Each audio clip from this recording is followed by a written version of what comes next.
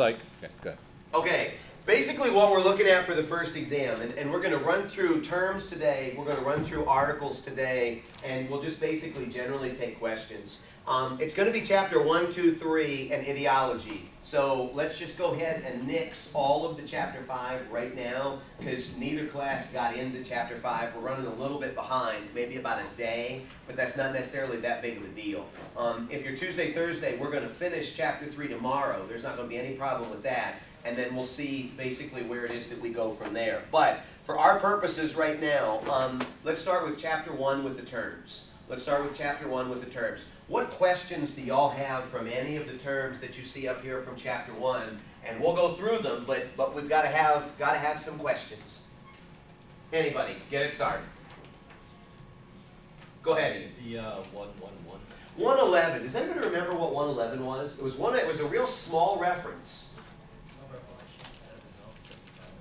A little bit louder? The number of elections. Oh. The number of elections since the founding. It's 111 in the text, and it's 111 peaceful midterm and presidential elections since the beginning of the country. If you remember what I had mentioned on this, the book's old. We actually had the 112th in 2010, and we'll have the 113th this year in a couple of weeks with the presidential election. So is it, on the exam, is it still going to be 111? I would go ahead and think about it in terms of 113, because that will be the actual, I won't try and trick you with that, but 113 as of 2 weeks will be the number of peaceful midterm and presidential elections. Change it to 113 or keep it at 111? Like I said, it will be 113 peaceful midterm and presidential elections since the beginning of the country. What else have y'all got from chapter 1? Go ahead, Bart. So assuming you want us to know the questions for each chapter as well? I do. It's number 5 for chapter 1. It says, according to John Locke, when is the only time government holds its citizens' allegiance? Okay. Chapter 1, question 5. Question 5. And let me find this and I'll give you the exact wording on here. This is on page 8. I got the answer. And it's, go ahead then. When government protect our lives, liberty, and property better than we could on our own. Okay, what was the question? Read it off again. According to John Locke, when is the only time government holds its citizens' allegiance? Yeah, it says on here, if government, the very next line, if government becomes a threat to citizens' right, the social contract fails, and the people have the option of dissolving it and beginning anew. So life, liberty, and property is exactly right on that. What else have y'all got? Go ahead, Logan. It says, in what policy areas does the ruling elite theory typically control? In what policy areas does pluralism typically control? What number is that? Number 3? Number 3. This on page 5, it's the second full indented paragraph. It says, elite dominance tends to prevail in decisions about foreign policy. Pluralistic group competition, on the other hand, is more evident in matters of personal choice, such as abortion. So when you put it in, the elites are going to be foreign policy, pluralists are going to be social choices. Yeah. What else have y'all got from the terms in chapter 1? Or we can move into chapter 2, because I just need questions. Go ahead, Bart. Just one more from, it's under democracy, under direct, the Greek city-states. Yes. What was that referring to? Or it was on the chapter 1 outline. Oh yeah, don't worry about that. If it's not in the terms, you don't have to worry about it. Yeah, so what do you have from the terms? Go ahead, Lydia. I know you're dying to ask. Well, no, like when it says article, and then I cannot read Roman numerals for my life, so I'm sorry. Under chapter 2. Well, let's go ahead and knock out chapter 1 all the way first. Okay. Let's knock that out first, just so that we're organized on this. Anybody with questions on chapter 1?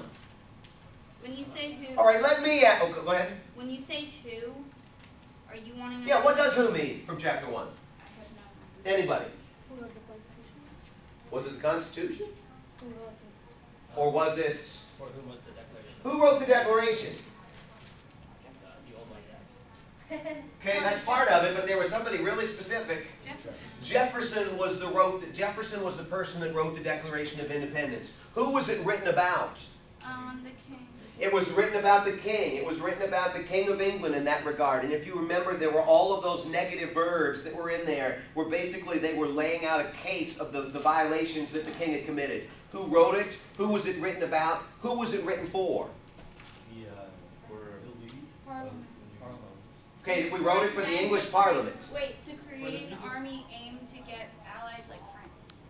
We wrote it for allies. So basically we wrote it in this instance for the French. That's exactly what it was. Somebody said it was the elites. If you remember, the elites were already mad because they, couldn't trade, they were getting taxed. And if you remember, when we went over this in class, it was a little bit of a struggle for you, the educated folk, to say what it meant. So it wasn't for just the regular people in that regard. Who wrote it was Jefferson. Who was it written about? It was written about the king. Who was it written for? It was written for potential allies, and France took the bait. What was the purpose behind the Declaration of Independence?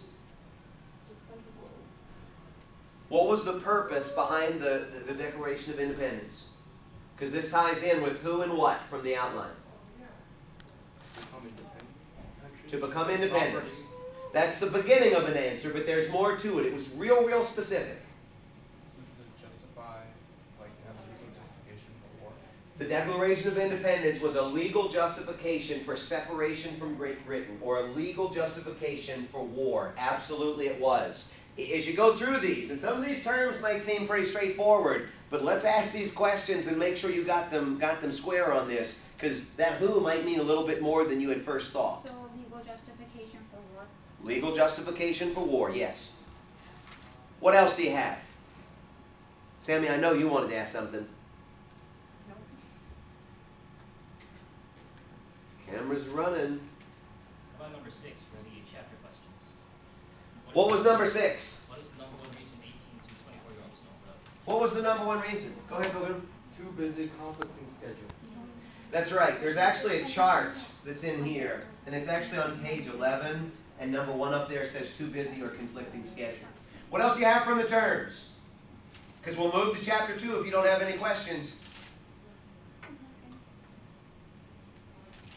For What do I mean by presidential elections? Go ahead, Bogan. Is an indirect vote in which citizens cast ballots for a state of members of electoral college. Yeah. These electors in turn directly elect the president and vice president. Yeah, but we talked about presidential elections on one of the very first days of class. I gave you some examples of some presidential elections. like the Gore. Yeah, it was. What were the 3 elections? The Gore-Bush election. Yeah, 2000. Yeah. They'd use the Tilden and. No, they were all in our lifetimes. Oh. Go ahead, The Aramis. Clinton and George Senior. The Bush Daddy and Clinton election from 92. The Clinton and Dole election from 96. And the Bush-Gore election from 2000. What was the pattern in all 3 of those presidential elections? That the popular vote was less than 50%. That's right. In all 3 of those elections, a majority of the majority of the people that voted against the man that would become president of the United States. And if you remember, when we talk about 2000, everybody gives Bush grief about that because Gore got more votes, or a majority of the American people voted against Bush. But if you go back to 96, Clinton only got 49% of the vote, which meant 51% of the people voted against him. And if you go back to 92, Clinton only got 43% of the vote, which means that almost 60% of the American people voted against him. And I mention this to you because majority rules was the question mark in the outline, and these presidential elections would suggest no, it doesn't always work that way. Go ahead. Okay, I need you to explain that again. In each of those 3 presidential Well, elections, it was Clinton versus Bush Daddy. Yes. And then the second one was Clinton versus Dole. and then we had Gore versus Bush. Yes. But then, what was the percentage again? Because you said that not a majority actually voted for. A majority of the American people voted against the man that would become president of the United States. That's the bottom line. And we think about that in 2000. but it also happened in 92 and it happened in 96. And some people think it might happen this year too.